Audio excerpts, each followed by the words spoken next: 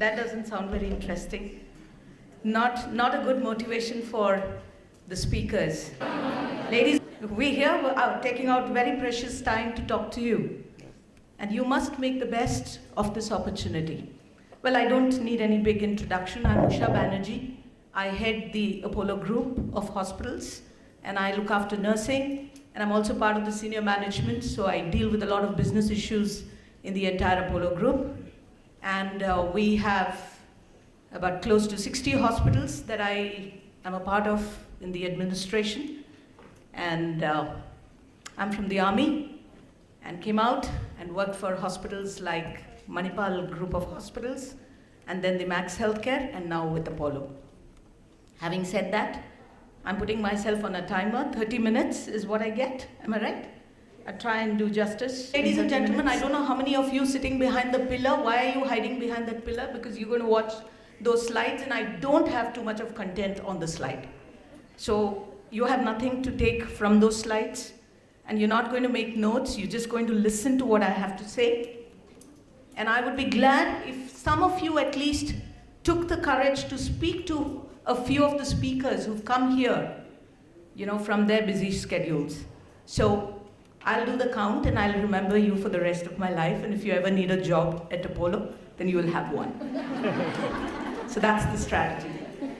Ladies and gentlemen, my topic is Patient Safety and Quality Vision 2020.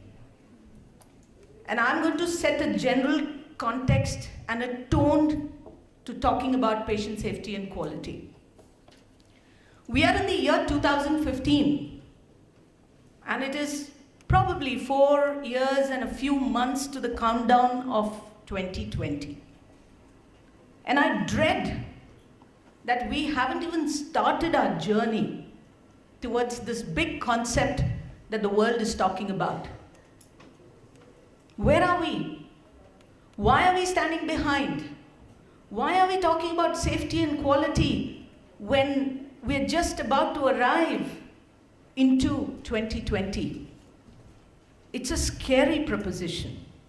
And for people who are in the helm of affairs, managing administration, trust me, any single day we wake up feeling that today I might lose my job because somebody else is making a mistake. And we are accountable for that. Friends, we have a long way to go. And none other than us can make that difference. You heard the chairman of this organization, and I'm very grateful to Josephine and the chairman for having brought us here. I'm extremely delighted with the courtesy, hospitality, and the concern for this lovely topic. Thank you, Josephine. Grateful. You heard the chairman say nurses have to get to the driver's seat. So why aren't we driving? Why are we sitting behind? Why are we waiting for conferences like this to talk about things that have been done in various countries many, many years ago? So, friends, we have a lot of stuff to do. And at least let's begin as we return home from this wonderful conference here today. Today, in healthcare, it's very difficult for me to look that side, Yeah. Today in healthcare, there is absolutely no guarantee for you, for me, for anyone sitting here, that you will receive safe care in any of the world's best establishment. This chilling conclusion that the healthcare system has caused harm to thousands of people who have sought help from their very own health system has driven conversations out of hospitals, to mainstream media, to corporates, to public domain, to individuals, to students, to community. And we, the nurses, who are an integral part of the healthcare system, aren't even talking about it. It's a situation of despair. And it's a time that we need to wake up. Today, there is a lot of understanding on the depth and complexity of safety and the challenges around it.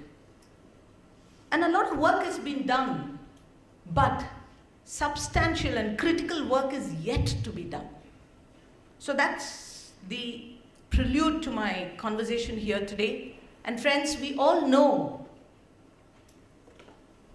the history of nursing is like an epic involving service and sacrifice, trials and triumphs, achievements, ambitions, and aspirations. Today, the world is changing at a rapid pace. And it's not important for us to just change. It's important for us to calibrate the pace of change in terms to make it where we have to go. There is the insurance boom.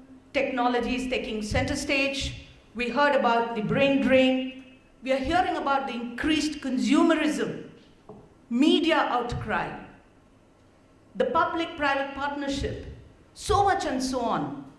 And it's not just enough if we come to work just calling ourselves nurses. We have to connect to this rapid pace around us. One of my favorite quotes, I always say, we all know this lady, Florence Nightingale. I start with this line, which I say very often. Dear Florence Nightingale, if I could build a stairwell of tears and a memory lane, I would come straight up to heaven with all these people sitting here and bring you back home again. We need you, Florence Nightingale. A lady 150 years ago who spoke about patient safety, who spoke about infections, which we are not even aware of today. When a nurse comes to me and I ask her, what's a healthcare-associated infection? And she doesn't know what we are talking about. A lady, read her notes on hospital. She said that a hospital does a lot of good to people, but it also inflicts a lot of harm. She said a lot of advancements have happened in hospitals, and much of the mortality can be avoided. She said that it is hard not to believe that the patients who come to hospitals are suffering from something much more beyond what is inscribed in their bed ticket. And it's impossible not to ask questions as to what could that suffering be. Ladies and gentlemen, if at all the healthcare system would have listened to this calling for patient safety, I wonder, with conviction, what would have been the patient's safety affairs in the hospital and in the nursing profession. Where are we today? Multiple lines of authority. Everybody is controlling the context of nursing practice. It's a physician-driven model. We're struggling. We're not even recognized. You heard the chairman say that. Where is that glory? Where is the pomp and show? Why is there coexistence of a lot of responsibility without authority? Why is everybody controlling your context of practice? There are so many rigid hierarchical roles that we envision with nursing.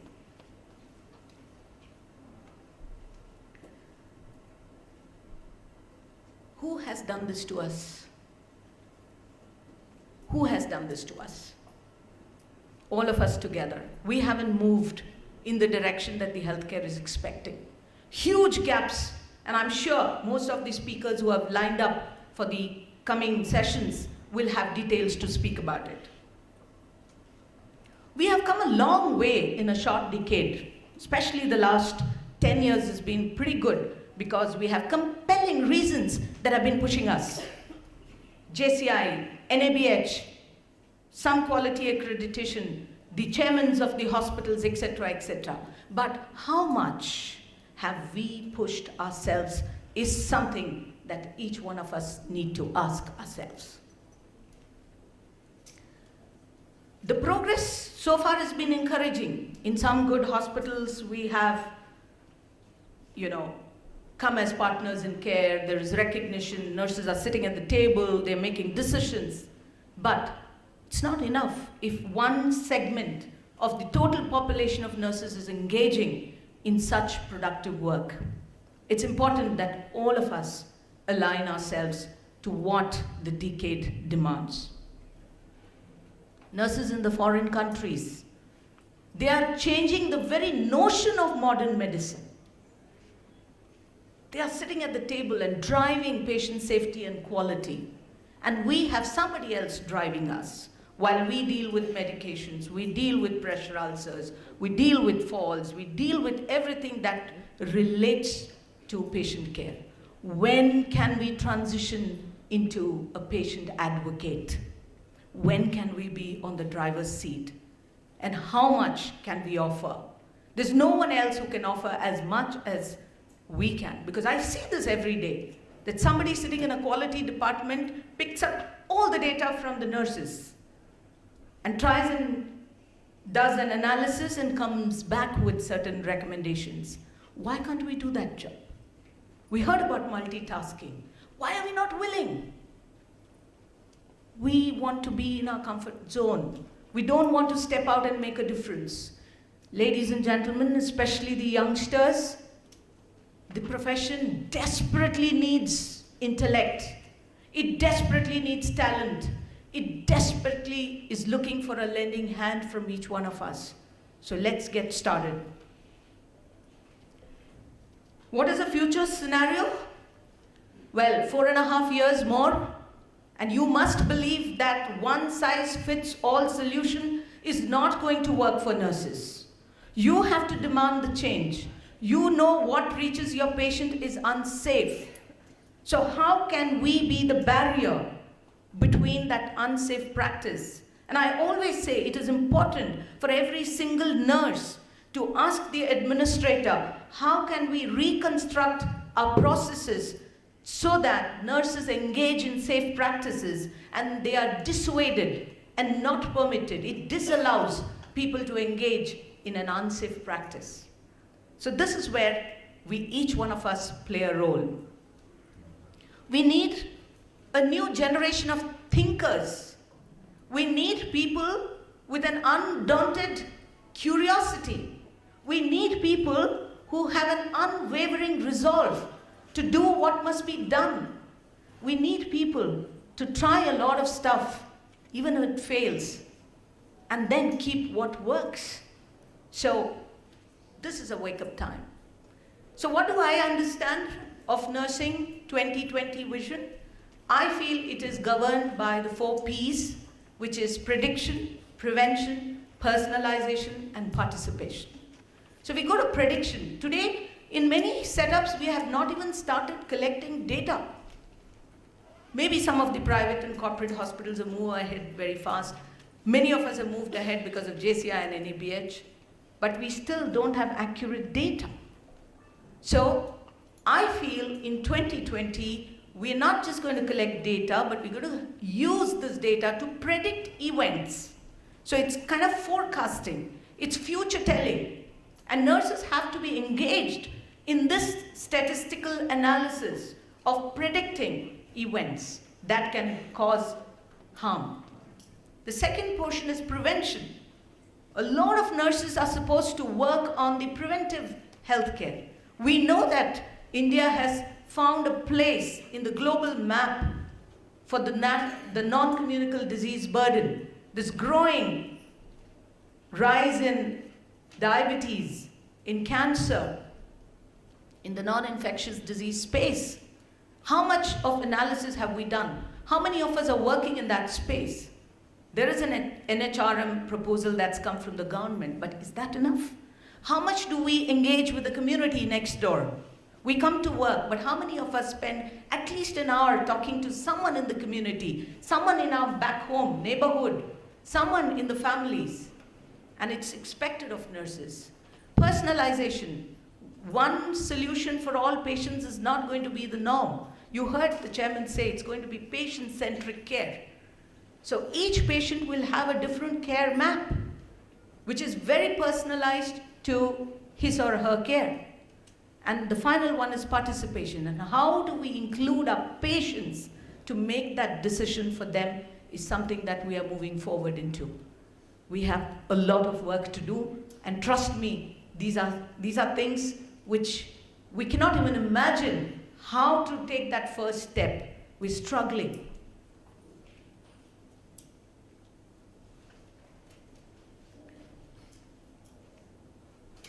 I think it is important that we completely overhaul and reorient ourselves to what is expected of us. And there will be a lot of influence of external bodies for that change. And one of it is regulation. And I don't think in the last 20 plus years that I have been in the nursing profession, anything much has changed in terms of regulation or in terms of legislation. It's important that we make that change. Can we come together and talk about it? We're still divided into government, public, private, teaching, hospital, the different pockets that are working. Can we come together and understand that, yes, there is a problem which the problem has dissuaded even the most intellect of minds. And let's rise up and talk for this cause. I know it's hard, but we have people who have been championing. I have Colonel Binu sitting here. She's been doing the Infusion Nursing Society at India, and I know the amount of tremendous work that's gone into building that, and supported by Ajita and many of them who are seated here. And I'm surprised not many of us would even be a representative of that huge body that's trying to make a change in terms of safety for infusions. So, youngsters like you must be a part of everything that happens in the nursing profession without being pushed. Can I just check the time? How much time did I take? 15 minutes. I have another 15 minutes to go. Okay? And we must understand that these accreditation and legislative bodies are going to be very explicit in their demands for patient safety. And nothing needs to be taught. I'd be very glad if one of you went back to your college, to your schools, and told them that, hey, listen, we don't even speak this language. Can I assist in building that in our institution? Can you go back to your alumni? It's a responsibility towards Vision 2020. So the expectations from nursing, nurse leaders in tandem with other institutional leaders are expected to have an oversight and an advocacy for patient safety. So every administrator, every charge nurse, every team leader, every unit nurse is expected to drive safety and ensure that safety percolates down to the last person in the organization before it reaches the patient. And trust me, nobody is going to come and empower you. You have to empower yourself to get this done. You can only create a culture, but the rest of it is to be done by every nurse who is talking to a patient. You have the authority if you have the will.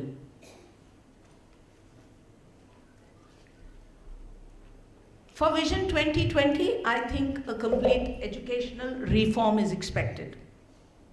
I'm very glad Madam Vasundhara is sitting here, and she told me that a lot has to be done in terms of education. She said this to me. Unlike many administrators that I've met in my career, I've also been a principal, and I feel, trust me, you heard Josephine say this, that when a nurse comes, she does not even know the basics of the nursing profession. There might be great colleges and great schools in India. Let me talk about my experience. I interview about 100 nurses. My attrition is the highest probably in the country. It's bad for me in my KRA. My attrition is clocking to 70%, right? And the average gestation of a nurse in my hospital is less than 1 year, thanks to the Supreme Court order.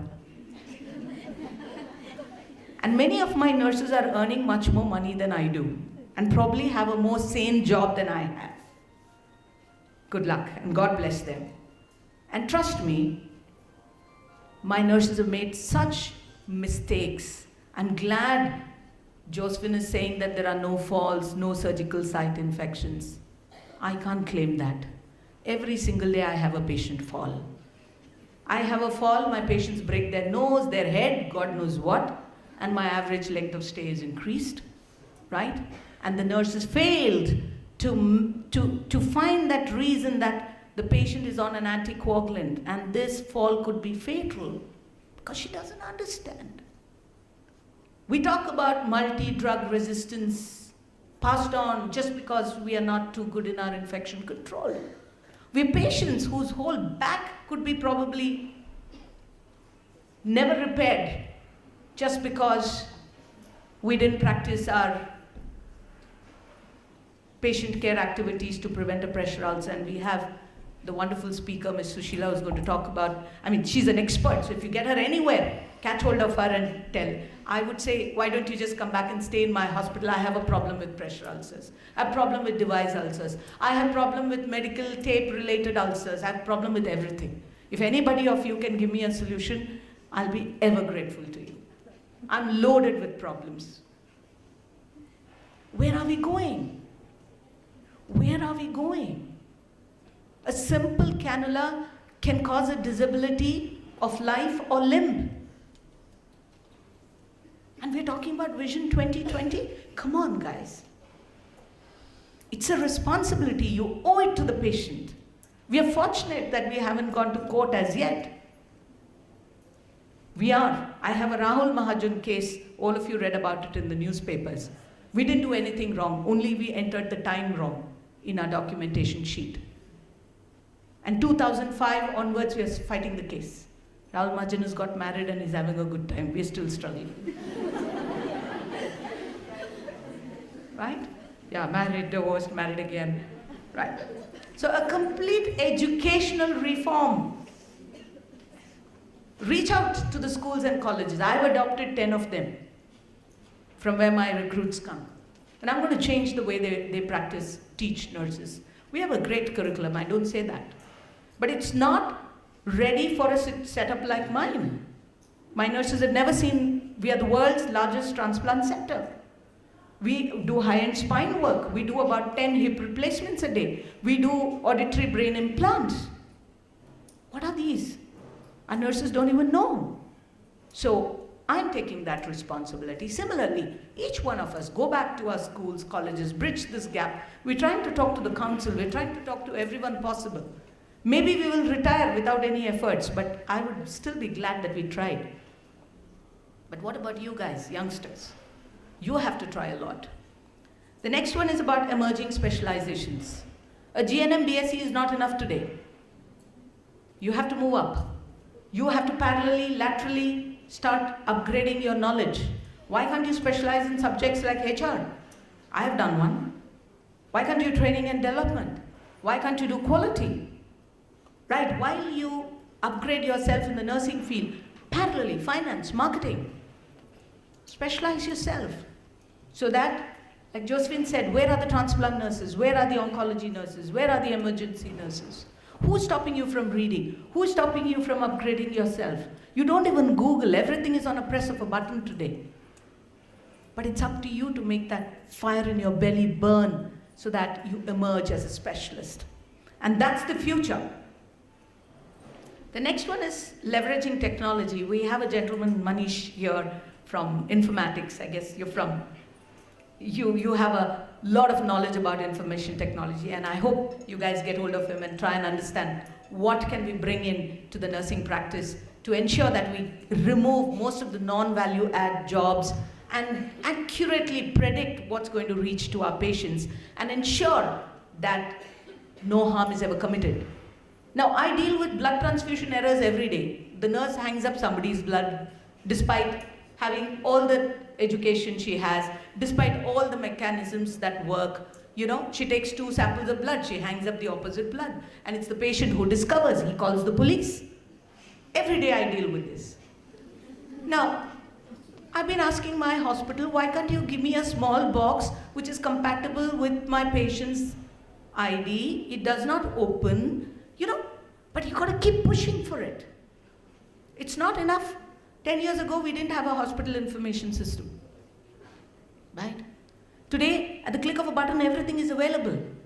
It goes into the pharma, it goes into prescription audit. So guys, you read about technology. Why should the administrator start searching for technology and bring it to you? Why don't you suggest, this is happening in the world, can we leverage, can we harness this technology to make our practice safer? What is the non-value or add jobs that we can remove so that we spend more time dealing with patient issues? We have a long way to go. And it's scary. I'm really saying it's scary. We have a lot of stuff in terms of pressure ulcers. You must meet Ms. Sushila here. You know, we talk about patient sensors, sensing technologies, body, sensors to thermoregulators and whatnot and whatnot. I don't have any of them, okay? I don't know whether I'll have any of them either, but I'm interested. So start showing your interest. And trust me, if one hospital gets it, especially a new hospital like this, then probably old hospitals like us can also ask. They have got it, so give it to us. It's growing together. The next point is empowerment. There are 3 things to it. You can have a great environment which empowers nurses.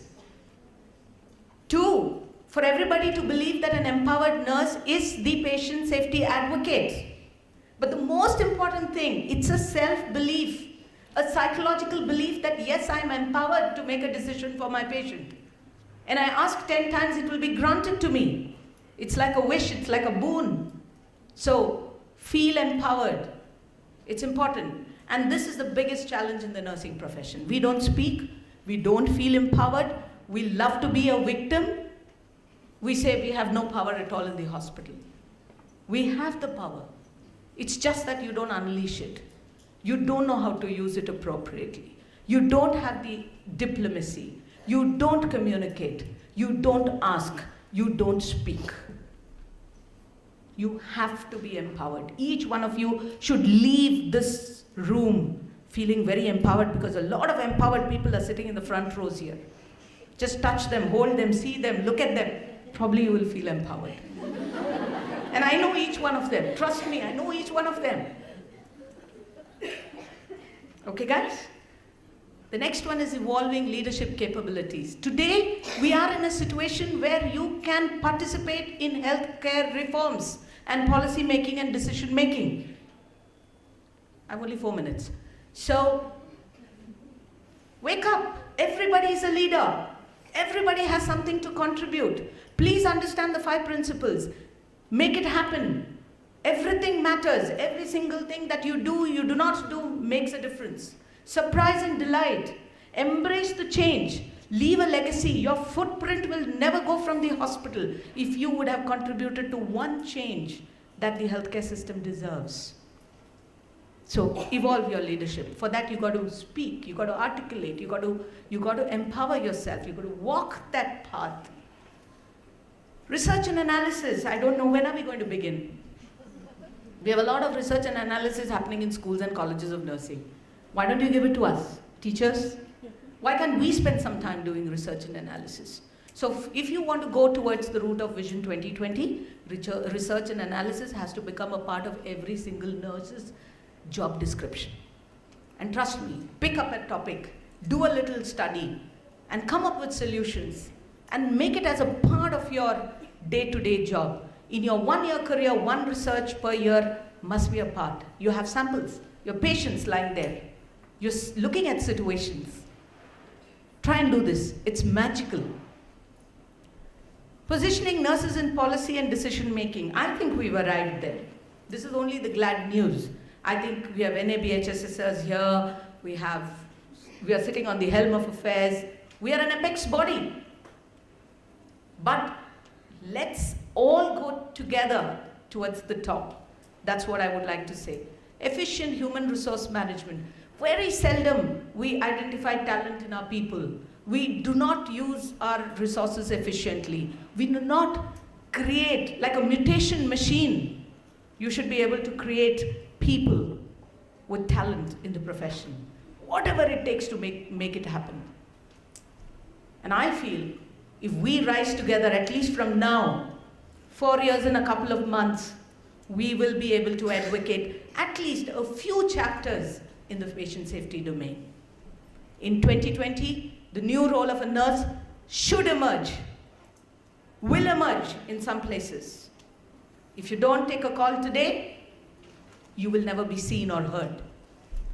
My conclusion is, ladies and gentlemen, I think I'm on time, is that please strive to be clinically competent, to be socially sensitive, to be ethically engaged, have a quest for quality, strive for safety, and work without fear or favor. I'm on time. Thank you. You want to find out more details about each of the topics, we can always have a conversation at lunch. Any questions for me? No? No? One question at least? No? Oh, thank you.